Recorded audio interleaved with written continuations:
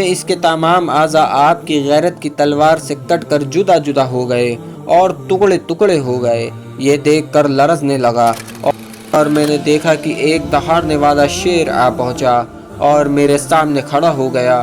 میں نے بے اختیار حضرت مجدد الفسانی رحمۃ اللہ علیہ تعالیٰ کو یاد کیا اور کہا کہ بیوی جو آپ کی مرید ہے کئی سالوں سے بیمار ہے اور سب اس کے علاج سے عاجز آ چکے ہیں، اب آپ کی توجہ کی محتاج ہے۔ مجدد الفسانی رحمۃ اللہ علیہ تعالیٰ روحانی طور پر تشریف لے کر آئے اور فرمایا، خاطر جمع رکھو، میں نے تمہاری بیماری اپنے سر لے لی ہے، اٹھو اور سفر کی تیاری کرو۔ کہ وہ جن یکا یک ہم دونوں کی نظر کے سامنے آیا اور ہم دونوں پر آ کر بیٹھ گیا اور اس قدر اس نے زور لگایا کہ ہمارے ہاتھ بھی نہ ہل سکے اور نہ ہی ہم پاؤں سے لحاف تک اٹھا سکتے۔ جب حالت اس طرح بے چینی اور گھبراہٹ کی ہوئی تو حضرت مجدد الفسانی ظاہر ہوئے اور کہ منقع کے دانے بارگاہ الہی میں مناجات کر رہے ہیں۔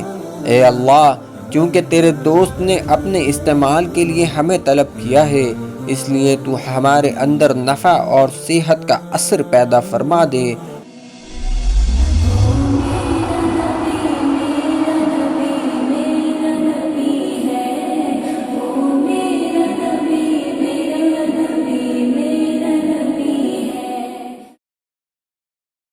السلام علیکم ورحمۃ اللہ وبرکاتہ۔ معزز ناظرین، آج پھر ہم حاضر خدمت ہیں ایک نئی ویڈیو کے ساتھ، اور آج کی اس ویڈیو میں ہم جن عظیم ہستی کے بارے میں بات کرنے جا رہے ہیں ان عظیم ہستی کا نقش بندی سلسلے میں بہت اونچا مقام ہے۔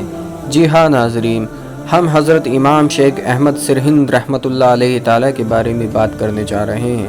آج کی اس ویڈیو میں ہم حضرت کی زندگی کے چند واقعات آپ کی زیر نظر کریں گے اور حضرت کی کرامات زیر نظر کریں گے، جسے سن کر آپ کا ایمان تر و تازہ ہو جائے گا اور حضرت کے لیے آپ کی عقیدت اور بھی زیادہ بڑھ جائے گی۔ جیسے کہ آپ لوگ جانتے ہیں کہ آپ رحمۃ اللہ علیہ تعالیٰ کا سالانہ عرس جاری و ساری ہے۔ اسی عرس کے موقع پر ہم آپ کے لیے یہ خاص ویڈیو لے کر آئے ہیں، اس لیے ویڈیو کو پورا لازماً دیکھیں۔ آئیے ویڈیو کو شروع کرتے ہیں۔ آپ رحمۃ اللہ علیہ تعالیٰ کا نام مبارک حضرت امام شیخ احمد سرہند رحمۃ اللہ علیہ تعالیٰ ہے۔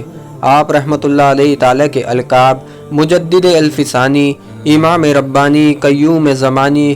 آپ رحمۃ اللہ علیہ تعالیٰ کی ولادت 14 شوال 971 ہجری 4 جون 1564 AD کو شب جمعہ کو سرہند میں ہوئی۔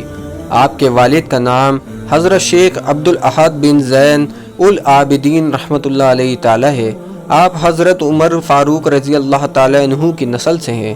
آپ کے والد کو خواب میں حضور اکرم صلی اللہ علیہ وسلم نے انبیاء، اولیاء اور ملائکہ کے ساتھ آ کر خوشخبری دی تھی۔ آپ کی ولادت کا ایک ہفتے پہلے تمام مضامیر کا بجنا بند ہو گیا تھا۔ آپ نے اپنے والد شیخ عبدالاحد سے ابتدائی تعلیم حاصل کی اور حافظ قرآن ہوئے۔ پھر سیالکوٹ جا کر حدیث، فقہ، تفسیر اور دوسرے علوم کی تعلیم حاصل کی۔ آپ نے حضرت علامہ کمال الدین اور شیخ یعقوب سرفی کشمیری سے بھی تعلیم حاصل کی۔ 17 برس کی عمر میں آپ کو قادری، شوروردی اور چشتی سلسلے کی اجازت دی گئی۔ حضرت سید شیخ سکندر کٹھیلی رحمۃ اللہ علیہ تعالیٰ نے آپ کو حضرت غوث اعظم عبدالقادر جیلانی رضی اللہ تعالیٰ عنہ کا خرقہ مبارک عطا کیا تھا۔ آپ رحمۃ اللہ علیہ تعالیٰ کی چند کرامات۔ ایک رئیس آدمی جو حضرت مجدد الفسانی رحمۃ اللہ علیہ تعالیٰ کا بہت بڑا عقیدت مند تھا، بیان کرتا ہے کہ میں ایک ضروری کام سے لاہور سے اکبر آباد کے لیے روانہ ہوا۔ راستے میں سرہند شریف میں آپ کی خدمت میں حاضر ہوا۔ اتفاقاً وہاں بیماری میں مبتلا ہو گیا اور خیال کیا کہ چند دنوں کے لیے یہی وقت گزار دوں۔ آپ نے اس رئیس سے فرمایا، جاؤ، صحت یاب ہو جاؤ گے اور ضروری کام بھی درپیش ہے۔ رئیس آدمی کا بیان ہے کہ مجھے فوری شفا ہو گئی اور میں سفر کے لیے چل پڑا۔ 3 دن تک تو صحت بحال رہی، لیکن 14 دن پھر بیمار ہو گیا۔ دل میں خیال کرنے لگا کہ آپ نے تو فرمایا تھا کہ جاؤ صحت یاب رہو گے، اب تو پھر بخار نے آ گھیرا ہے، یہ کیا عجیب بات ہے۔ اسی خیال میں حضرت مجدد الفسانی رحمۃ اللہ علیہ تعالیٰ روحانی طور پر تشریف لے کر آئے اور فرمایا، خاطر جمع رکھو، میں نے تمہاری بیماری اپنے سر لے لی ہے، اٹھو اور سفر کی تیاری کرو۔ پھر مجھے اسی وقت بیماری سے نجات مل گئی اور تمام تکلیف دور ہو گئی اور اپنا سفر کی تیاری کری۔ سبحان اللہ۔ حضرت مجدد الفسانی رحمۃ اللہ علیہ تعالی جب اجمیر شریف میں تشریف فرما تھے، موسم برسات میں رمضان المبارک کا مہینہ آیا، بارش کثرت سے ہوتی تھی، دن رات میں فرصت نہ ملتی تھی۔ آپ مسجد میں تراویح قرآن مجید پڑھا کرتے تھے۔ ہوا کے تعفن اور گرمی کی زیادتی سے آپ کو اور آپ کے ساتھیوں کو بہت تکلیف پہنچ رہی تھی۔ ایک رات تراویح سے فارغ ہونے کے بعد جب آپ مسجد کے باہر آ رہے تھے تو آپ نے آسمان کی طرف سر اٹھا کر کہا کہ اگر 3 ختم قرآن تک جو ہماری دائمی سنت ہے بارش راتوں میں نہ ہوا کرے اور ہم تراویح مسجد کے صحن میں ادا کیا کریں تو کیا اچھا ہوگا۔ خدا کی شان کہ ایسا ہی ہوا۔ 27ویں رات تک بارش نہ ہوئی، پھر ایک دم بارش شروع ہو گئی۔ سبحان اللہ، سبحان اللہ۔ حضرت مجدد الفسانی رحمۃ اللہ علیہ تعالی لاہور میں تشریف لائے تو ایک رات عشاء کی نماز کے بعد اس گھر کی ایک دیوار کے قریب جہاں آپ ٹھہرے ہوئے تھے کھڑے ہو گئے اور فرمایا کہ آج رات کوئی شخص اس دیوار کے قریب سے ہرگز نہ گزرے گا اور نہ ہی سوئے۔ اس وقت بادل کا نام و نشان نہیں تھا، نہ ہی بارش تھی۔ بعض لوگ آپ کی یہ بات سن کر حیران ہوئے کیونکہ دوسری دیواریں اس سے زیادہ خراب حالت میں تھی اور وہ دیوار سب سے زیادہ مضبوط تھی۔ وہ دیوار پچھلی رات میں گر گئی۔ ایک کنیز اس دیوار کی نزدیک تھی جس پر مٹی کے چند ڈھیلے ہی گرے۔ آپ نے غصے سے فرمایا کہ میں نے تو رات کو ہی کہہ دیا تھا اس دیوار کے قریب مت جانا۔ اسی طرح حضرت نور محمد طہاری رحمۃ اللہ علیہ تعالی جو حضرت مجدد الفسانی رحمۃ اللہ علیہ تعالی کے مرید اور خلیفہ خاص ہیں، جن کو 8 دفعہ حضور پاک صلی اللہ علیہ وسلم کی زیارت کا شرف حاصل ہوا، وہ بیان کرتے ہیں کہ ایک مقام میں ایک جن رہا کرتا تھا جو میرے بھائی کا دشمن تھا، بہت تکلیف دیتا تھا، حتیٰ کہ اسی خبیث کی تکلیف میں وفات ہوئی۔ میری رہائش بھی اسی گھر میں تھی۔ میرے بھائی کے انتقال کے بعد میری رہائش مکان پر ہیبت ناک اشکال نظر آنے لگے اور میرا دماغ ہمیشہ پھولوں کی خوشبو سے مشرف رہتا تھا۔ بالآخر میرے ساتھ بھی بھائی جیسی حالت کا سامنا ہونے لگا۔ جب میرے رشتہ داروں نے یہ بات سنی تو وہ میری زندگی سے مایوس ہو گئے۔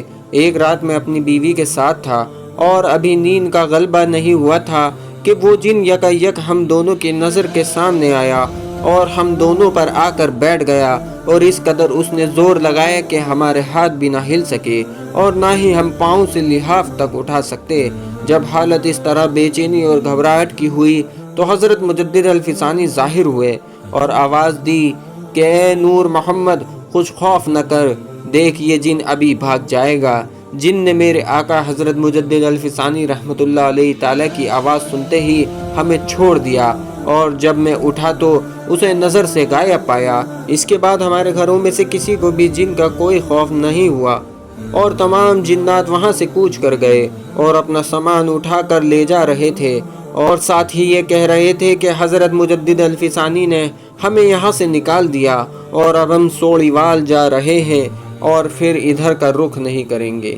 سبحان اللہ، سبحان اللہ۔ حضرت مجدد الفسانی رحمۃ اللہ علیہ تعالیٰ کا ایک مرید جو ملتان میں رہائش پذیر تھا، آپ کی خدمت عالیہ میں حاضر ہوا اور عرض کرنے لگا، حضور میری بیوی جو آپ کی مرید ہے کئی سالوں سے بیمار ہے اور سب اس کے علاج سے عاجز آ چکے ہیں، اب آپ کی توجہ کی محتاج ہے۔ آپ نے فرمایا کہ ہم اس کی شفا کے لیے دعا کرتے ہیں۔ اس شخص نے بہت ہی ادب کے ساتھ درخواست کی کہ حضرت اسے اپنی ضمانت میں لے لو۔ آپ نے فرمایا کہ اس تکلیف کا کیا ضرورت ہے؟ اس شخص نے پھر اسی طرح عرض کیا۔ آپ نے ارشاد فرمایا، مطمئن رہو، ہم نے اسے اپنی ضمانت میں لے لیا۔ وہ شخص آپ سے رخصت ہو کر ملتان گیا، دیکھا بیوی بالکل تندرست ہے، کسی قسم کی کوئی بیماری اس کے سر نہیں ہے۔ اس نے ملتان سے آ کر عریضہ لکھا کہ حضور میری بیوی اسی دن تندرست ہو گئی تھی کہ جس دن آپ نے فرمایا تھا کہ ہم نے اس کو اپنی ضمانت میں لے لیا تھا۔ سبحان اللہ، سبحان اللہ۔ حضرت مجدد الفسانی رحمۃ اللہ علیہ تعالیٰ کا ایک مرید جو سید تھا اور آپ کا مرید خاص بھی تھا، بیان کرتا ہے کہ آپ کا ایک حقیقی بھائی مالوا میں تھا۔ آپ نے ان کو بلانے کے لیے 2 کلمے لکھے اور مجھے فرمایا کہ خود جاؤ اور انہیں لے آؤ۔ میں نے حکم کی تعمیل کرتے ہوئے وہاں جانے کا ارادہ کیا۔ آپ نے فاتحہ رخصت پڑھ کر فرمایا کہ راستے میں سورہ قریش خوب پڑھنا تاکہ خطرات سے محفوظ رہو اور کسی چیز کی حاجت نہ رہے۔ اگر کوئی مشکل درپیش آئے تو مجھے یاد کرنا۔ میں نے آپ کے قدموں پر ہاتھ رکھا اور روانہ ہو گیا۔ اتفاق سے ایک جماعت اس سفر میں میرے ساتھ ہو گئی۔ جب سفر 2-3 منزل رہ گیا تو وہاں ایک ہیبت ناک جنگل نظر آیا۔ وہاں گھاس ہر قدم پر تھی۔ میں وہاں قضائے حاجت کے لیے گیا اور ساتھی وہاں کھڑے رہے۔ فراغت اور طہارت کے بعد وضو کر کے میں نے 2 رکعت تحیۃ الوضو پڑھی۔ اسی خیال میں گھاس ہلنے لگی اور میں نے دیکھا کہ ایک دہاڑنے والا شیر آ پہنچا اور میرے سامنے کھڑا ہو گیا۔ میں نے بے اختیار حضرت مجدد علیہ ثانی رحمۃ اللہ علیہ تعالیٰ کو یاد کیا اور کہا کہ آپ نے فرمایا تھا کہ جب تمہیں مشکل درپیش آئے تو مجھے یاد کر لینا۔ اب مدد کا وقت ہے اور مجھے اس دہاڑنے والے اور پھاڑ کر کھانے والے شیر کے جنگل سے نجات دلائیے۔ ابھی میری بات پوری بھی نہیں ہوئی تھی کہ حضرت مجدد علیہ ثانی ظاہر ہوئے اور شیر کو اشارہ فرمایا، اے شیر یہاں سے دور ہو جا۔ شیر پلٹا اور بھاگ گیا۔ پھر میں نے نگاہ اٹھائی تو میرے آقا حضرت مجدد علیہ ثانی رحمۃ اللہ علیہ تعالیٰ کی میری نگاہ سے غائب ہو چکے تھے۔ میرے ساتھیوں نے بھی یہ منظر دیکھا اور مجھ سے دریافت کیا وہ کون بزرگ تھے جنہوں نے ایسے وقت میں تمہاری مشکل کشائی فرمائی۔ میں نے ان تمام کو بتایا کہ وہ میرے آقا حضرت مجدد علیہ ثانی رحمۃ اللہ علیہ تعالیٰ تھے۔ وہ سب کے سب دل و جان سے آپ کے عقیدت مند ہو گئے۔ سبحان اللہ، سبحان اللہ۔ اسی طرح حضرت مجدد علیہ ثانی رحمۃ اللہ علیہ تعالیٰ کا ایک عقیدت مند جو خاندان سادات میں سے تعلق رکھتا تھا بیان کرتا ہے کہ ایک دفعہ میں دکن شہر میں اجین میں ایک لشکر کے ساتھ تھا۔ ایک دن مجھے انقباض ہوا تو تفریح کے لیے باہر آ کر بازار میں ایک دکان پر بیٹھ گیا۔ اتنے میں ایک کامل درویش نے میری طرف دیکھ کر سلام کیا۔ میں نے سلام کا جواب دیا۔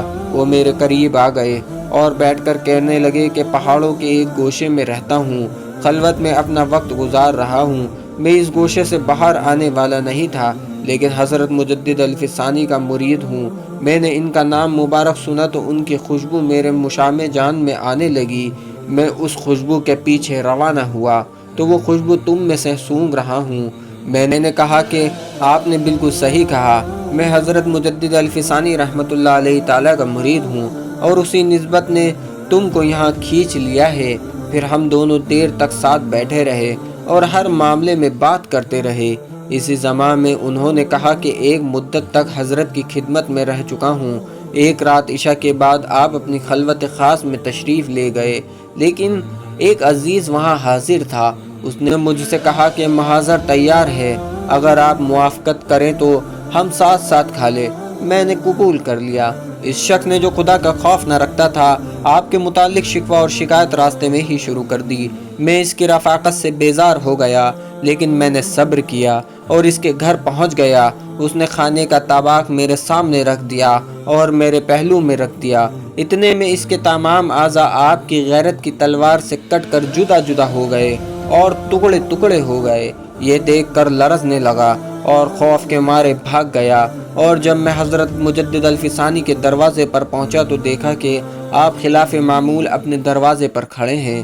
آپ نے مجھ پر توجہ فرمائی اور میرا ہاتھ پکڑا اور روانہ ہوئے، یہاں تک کہ اسی شخص کے گھر پہنچے۔ آپ اس کے گھر کے اندر چلے گئے، میں دروازے پہ کھڑا رہا۔ تھوڑی دیر کے بعد آپ باہر تشریف لائے اور وہ شخص بھی آپ کے ساتھ تندرست اور سلامت آیا اور آپ سے مصافحہ کیا۔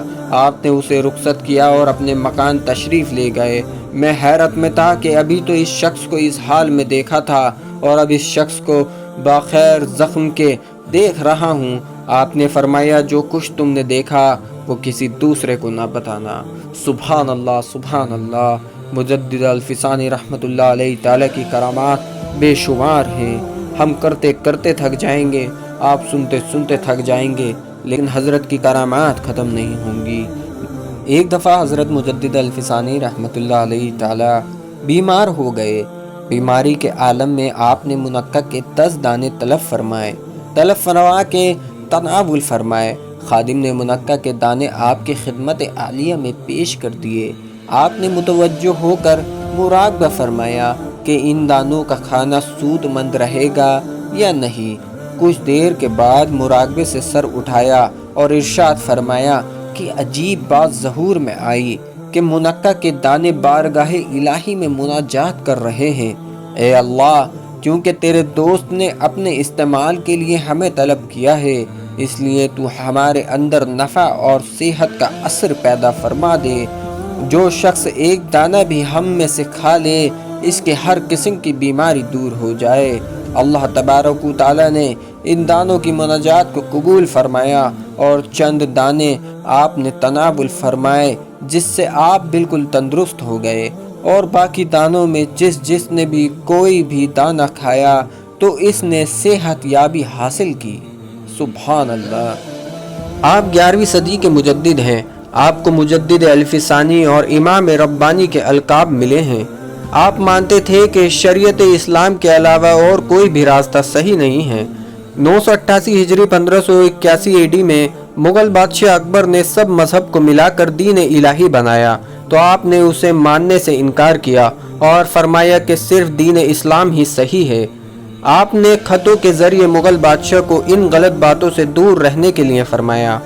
اس کے بعد بادشاہ جہانگیر نے آپ کو سجدہ تعظیمی کرنے کے لیے کہا تو آپ نے انکار کیا۔ جہانگیر نے آپ کو گوالیر کے قلعے میں قید کر دیا۔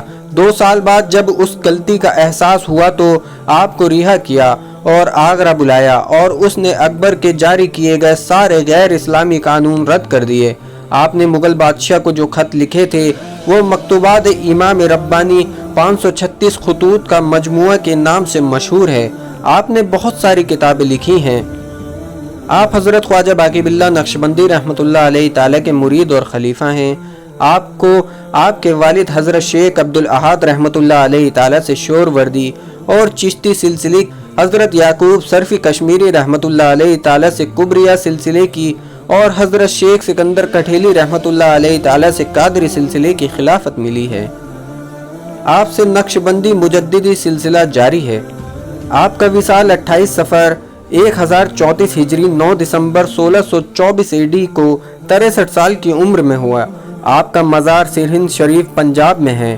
اللہ تعالیٰ اس کے حبیب صلی اللہ علیہ وسلم کے صدقے میں اور حضرت مجدد الف ثانی امام شیخ احمد سرہند رحمۃ اللہ علیہ تعالیٰ اور تمام اولیاء اللہ کے وسیلے سے سب کو مکمل عشق رسول عطا فرمائے اور سب کے ایمان کی حفاظت عطا فرمائے اور سب کو نیک عمل کرنے کی توفیق عطا فرمائے اور سب کو دنیا و آخرت میں کامیابی عطا فرمائے اور سب کی نیک جائز مرادوں کو پوری عطا فرمائے۔ آمین آمین یا رب العالمین۔